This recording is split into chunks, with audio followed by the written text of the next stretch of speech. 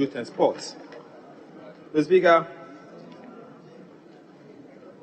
I've seen as part of the statement in paragraph 36 a matter of grave concern to me, Mr. Speaker. The minister noted that in paragraph 36, if I may read, the minister said that some people, including some high-ranking members of society, who should have known better, deliberately set out to derail the games by engaging in negative publicity against the games.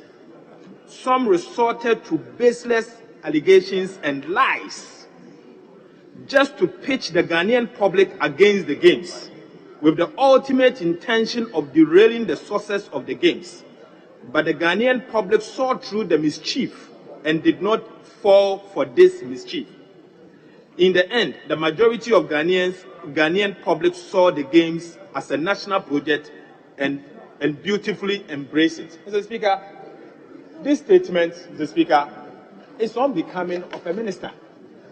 Mr. Speaker, yes, it is a fact that there were serious issues that the Ghanaian media and serious-minded Ghanaian citizens commented upon. Mr. Speaker, yes, there was an issue with Dumso during the games. Ghanaians raised it. You can't describe them like that. Mr. Speaker, there were issues when we heard that a Ghanaian sport biker had his bike broken down at the time of the race. Mr. Speaker, that was a critical issue.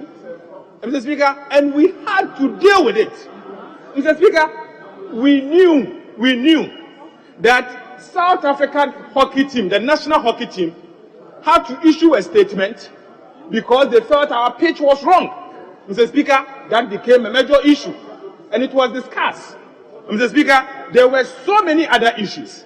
And so, you are trying to tell me that you are failing to accept criticisms. Mr. Speaker, the public voted taxpayers' money for the use of the ministry, for the organization of such an important, games. Mr. Speaker, if for any reason a Ghanaian citizen raises concern, it is unbecoming of the ministry to write such a statement before the House. Mr. Speaker, we are public servants. We spend public money. And so if the public for any reason raises concern, we have to embrace it. We have to embrace it. So the comment that the minister actually referred to in paragraph 36 of the statement, Mr. Speaker, is not right. Mr. Speaker, aside that, what is before us is a statement delivered by the Honorable Minister for Youth and Sports on the post-African Games at Parliament House. Mr. Speaker, the statement is post-Africa Games. Mr. Speaker, this House allocated huge sums of money to the Ministry of Youth and Sports and the local organization committee for this important tournament. Mr. Speaker, this statement before us, it can never be complete without accounting for the amount of money that we allocated. Mr. Speaker, we know for sure that $15 million US was allocated to a company called M&L Company Limited for 18 days of feeding. Mr. Speaker, that amounts to 226 million Ghana cedis for 18 days. You cannot come here, deliver a statement without accounting for that $15 million for 18 days. Mr. Speaker, this is public money. Mr. Speaker, aside, we were also told that an amount of $4.5 million US was allocated for a company called Atos with a local partner called Soft Stripe. Mr. Speaker, we know about that.